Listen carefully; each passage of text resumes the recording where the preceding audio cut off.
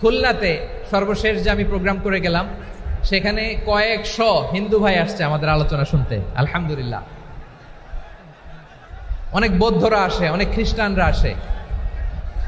এবার সফরেও অনেক হিন্দু ভাইরা আমার সাথে দেখা করেছে। তারা বলেছে, হুজুর আমরা আপনার আলোচনা শুনি, আলহামদুলিল্লাহ বলেন। So it's our responsibility to present our religion to our non-Muslim brothers and sisters. আমাদের অমুসলিম ভাই বোনদের কাছে ইসলামের সৌন্দর্য তুলে ধরা এটা আমাদের দায়িত্ব। We all are the ambassador of Islam.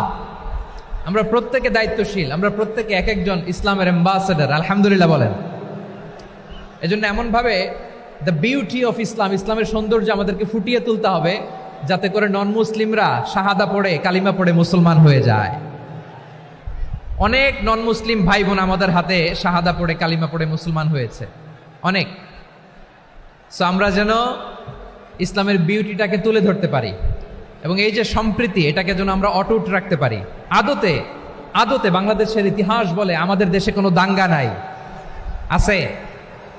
লালমনিরহাটের ভাইয়ের আওয়াজ করে বলেন, আমাদের দেশে হিন্দু মুসলিম দাঙ্গা আছে? আমরা ভাই ভাই, আওয়াজ করে বলুন তো, আমরা কি ভাই ভাই? কিন্তু কিছু দুষ্ট লোক আছে, তারা আমাদের সম্পর্কের মধ্যে ফাটল ধরাতে চায়, ঠিক কিনা বলেন? মাঝে মাঝে ঝগড়া লাগাতে চায়। দেখবেন পত্রপত্রিকায় দেখা যায় বিভিন্ন ধর্মীয় উপাসনালয়গুলোতে হামলা চালানো হয়। এগুলো রাজনৈতিক উদ্দেশ্য প্রণোদিত, এগুলোর সাথে ইসলামের কোনো সম্পর্ক নাই। এজন্য এই দুর্বৃত্তদের ব্যাপারে আমাদের সাবধান থাকতে হবে। আমরা সবসময় যেমনি ঐক্যবদ্ধ, ইউনাইটেড, আমরা যদি এরকম ইউনাইটেড থাকি, এই সমস্ত দুর্বৃত্তদের কালো হাত ভেঙে দিতে আমাদের 1 ঘন্টাও লাগবে না। চিল্লায় বলো ঠিক কি না? আমরা সংঘবদ্ধ থাকবো। এই যে আমাদের পিসফুল কোএক্সিস্টেন্স, শান্তিপূর্ণ সহাবস্থান। হিন্দুরা পূজা করে, যেদিন হিন্দুদের পূজা অনুষ্ঠান, আমরা ওই দিন তাফসির মাহফিল করি না, ঠিক কিনা বলেন? যেদিন আমাদের তাফসিরুল কোরআনের প্রোগ্রাম, ওই দিন আমাদের হিন্দু ভাইরা ডিস্টার্ব করে না, সুবহানাল্লাহ।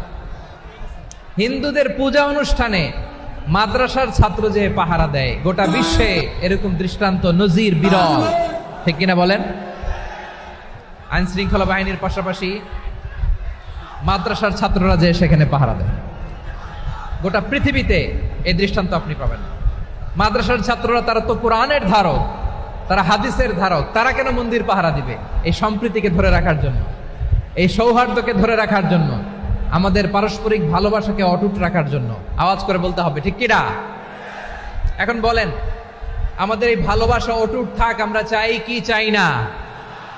আমরা হিন্দু মুসলিম মিলেমিশে শান্তিপূর্ণ সহাবস্থান, সাম্প্রদায়িক সম্প্রীতি। লালমনিরহাটের ভাইয়ের আওয়াজ করে বলুন, এই সাম্প্রদায়িক সম্প্রীতি আমরা চাই কি চাই না? আল্লাহ এই দেশকে তুমি বরকতময় করো, বাংলাদেশকে তুমি শান্তিময় করো। আওয়াজ করে সবাই বলেন আমিন।